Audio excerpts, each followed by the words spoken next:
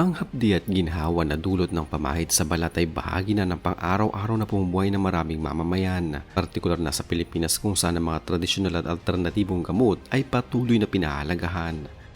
Sa industriya ng mga katutubong lunas at medical na produkto, ang katingko ay kilala bilang isa sa mga nangunang tatak ng pamahid na ginagamit laban sa pananakit ng katawan, sakit ng ulo at kagat ng mga insekto. Ang kasaysayan ng produktong ito ay hindi lamang nagpapakita ng simpleng pagunlad ng isang lokal na negosyo, kundi nagpapakita rin ito ng malalim na ugnayan ng komersyo, kultura at pambansang pangailangan sa kalusugan. Nagsimula ang opisyal na pag-iiral ng produktong katingko noong taong 1980 sa bansang Hong Kong bago ito ganap na dinala at ipinamahagi sa Pilipinas. Ang formulasyon ng pamahid ay binuo at itinatag sa ilalim ng pamamahala ng Korporasyong Greenstone Pharmaceutical HK Incorporated na pinangunahan ng pamilya Yung. Sa mangunang bahagi ng operasyon nito, ang produksyon ay nakatutok sa paglikha ng tradisyonal na lunas na madaling gamitin ng publiko. Ang pangalang katingko ay naging opisyal na rehistradong tatak at unti-unting pumasok sa kamalayan ng mga mamimili sa Asya dahil sa bisa nito sa pagpawi ng mga simpleng karamdaman sa katawan.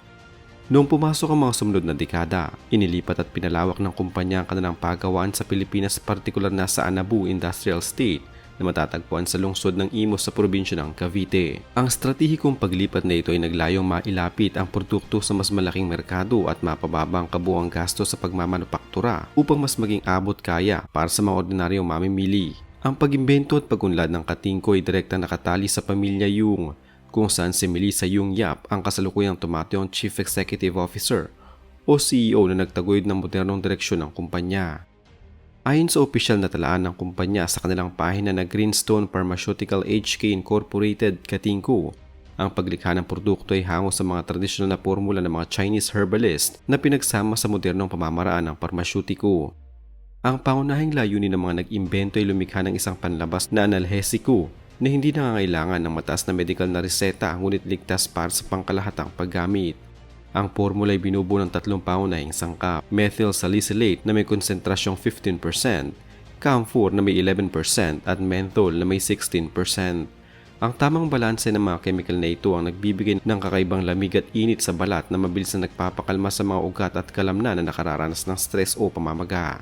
Dahil sa malinaw na siyentipikong basihan ng mga sangkap, ang produkto ay nakapasa sa mga pamantayan ng Bureau of Food and Drugs o BFAD na ngayon ay kilala bilang Food and Drugs Administration o FDA sa Pilipinas. Ang pagsikat ng katingko sa merkado ay hindi nangyari sa loob lamang ng isang gabi, kundi ito ay bunga ng patuloy na rekomendasyon ng mga gumagamit o ang tinatawag na word of mouth marketing.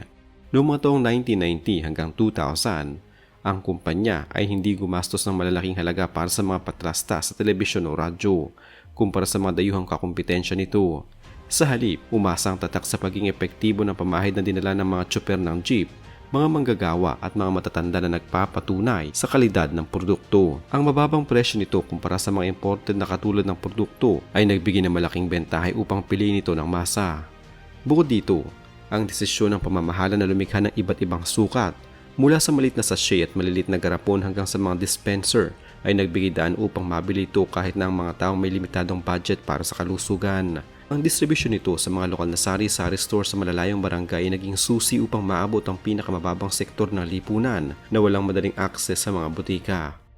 May mga tiyak na dahilan kung bakit gustong-gusto ng mga Pilipino ang katingko, at ang pinakamalalim dito ay ang kultura ng pagiging matatag sa paggawa o ang pagiging masipag na madalas nagbubunga ng pagkapagod ng katawan. Sa lipunang Pilipino, ang mga sakit tulad ng lamig sa katawan, pasma at kabag ay mga karaniwang reklamong pisikal na madalas nilulunasan sa pamamagitan ng pagpahid ng mga katulad na langis at lunas. Ang amoy ng menthol at camphor ay nagbibigay ng psikolohikal na pakiramdam ng kaginhawan at kaligtasan na madalas iniuugnay sa pangalaga ng isang ina o lola sa pamilya.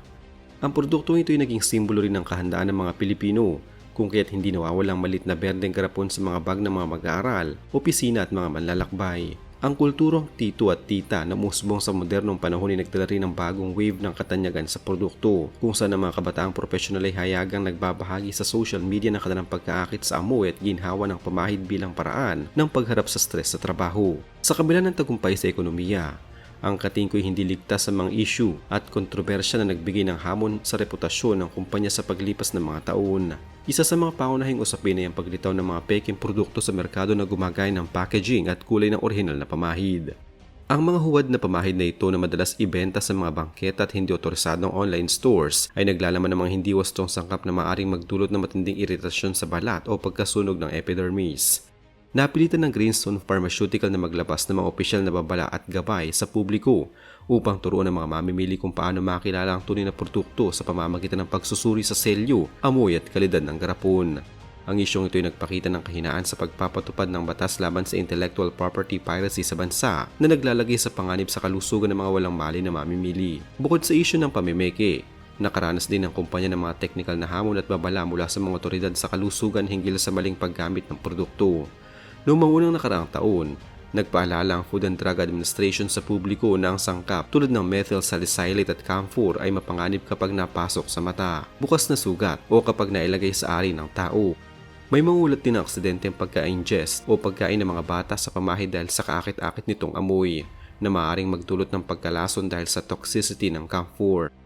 Ang kumpanya ay obligado na gawing mas malinaw ang mga babala sa kanilang label, kabilang ang pagbabawal sa paggamit nito sa mga sanggol na may edad 2 pababa. Ang mga medical na paalalang ito ay lumikha ng talakayan sa publiko ukol sa limitasyon ng mga over-the-counter na gamot at ang kahalagahan ng pagbasa sa mga direksyon ng paggamit bago ilapat ang anumang kemikal sa katawan. Sa usaping pang-ekonomiya at korporasyon, ang pamamahala ng pamilya yung ay hinarap din ang hamon ng modernisasyon at kompetisyon laban sa malalaking multinational na kumpanya. Upang mapanatili ang posisyon sa merkado, nagpasya ang kumpanya na magtayo ng mga malalaking pasilidad, kabilang ang paglulunsad ng kauna-unahang pharmaceutical ecozone sa Pilipinas na matatagpuan sa Victoria Industrial Park sa probinsya ng Tarlac noong taong 2024. Ang proyektong ito ay nagkakahalaga ng nasa 200 million pesos upang palakasin ang lokal na produksyon at makasabay sa global supply chain.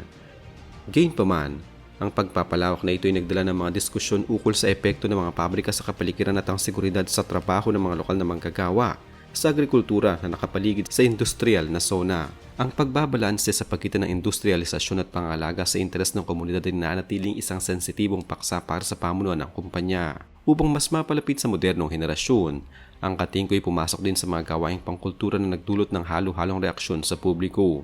Noong taong 2020, inilunsad ng kumpanya ang Katingko Art Box, isang proyekto kung saan ang mga tradisyonal na kahoy na lalagyan ng kanilang produkto ng mga lokal na artistang Pilipino upang itaguyod ang sining sa bansa. Habang pinuri ng marami ang inisyatibong ito bilang suporta sa mga malikhaing mamamayan sa panahon ng pandemya, may ilang kritiko ang bumatikos dito bilang isang anyo ng corporate art washing o paggamit ng sining upang takpan ang mga isyong industrial at komersyal. Ang diskursong ito ay nagbukas ng mas malalim na debate kung paanong dapat makipag-ugnayan ng mga korporasyon ng gamot sa komunidad ng mga artista nang hindi nawawala ang pangunahing larawan, layunin ng kanilang pag-iral na magbigay ng kalusugan. Sa kasalukuyang takbo ng modernong medisina, ang Katingko ay patuloy na humaharap sa hamon ng pagbabago ng panlasa at paniniwala ng mga mamimili, partikular na mga millennials at Generation Z. Ang pag-usbong ng mga organic na produkto, essential oils at mga banyagang aromatherapy stick ay lumilikha ng bagong kompetisyon na nag-aalok ng mas sopistikadong packaging at marketing. Ang kumpanya ay tumutugon sa pamamagitan ng pagpapakilala ng mga bagong variant tulad ng roll-on ointments, roll-on liniments, sports sprays at inhalers upang hindi maiwan ng panahon. Ang transformasyong ito mula sa isang tradisyonal na pamahid patungo sa isang lifestyle wellness brand ay nagpapakita ng kakayahan ng kumpanya na magbago at umangkop sa pangailangan ng modernong lipunan ng hindi mawawala ang orihinal na formula na pinagkakatiwalaan ng mga tao. Ang Katingko ay hindi lamang isang simpleng gamot para sa mga Pilipino kundi isang mahalagang bahagi ng kasaysayan ng lokal na parmasyutiko at kulturang pangkalusugan. Mula sa pagkakatatag nito noong 1980 sa ilalim ng Greenstone Pharmaceutical, napatunayan ng tatak na ang pagsasama ng tradisyonal na kaalaman at ang modernong pamantayan ay kayang lumikha ng isang produkto na tatagal ng maraming dekada. Sa kabila ng mga isyu sa pamimeke, mga babala sa kalusugan at hamon ng modernong kompetisyon, ang maliit na berdeng garapon ay nananatiling matatag sa mga tahanan at bag ng mga mamamayan. Ang pagunlad nito patungo sa pagtatayo ng mga bagong pasilidad sa Tarlac ay nagpapakita na ang kumpanya ay handa sa hinaharap. Ang patuloy na pagtitiwala ng publiko sa produktong ito ay patunay na ang tunay na ginhaway walang pinipiling panahon at ang tatak na nakaugat sa pangailangan ng masa ay mananatiling buhay sa kamalayan ng lipunan.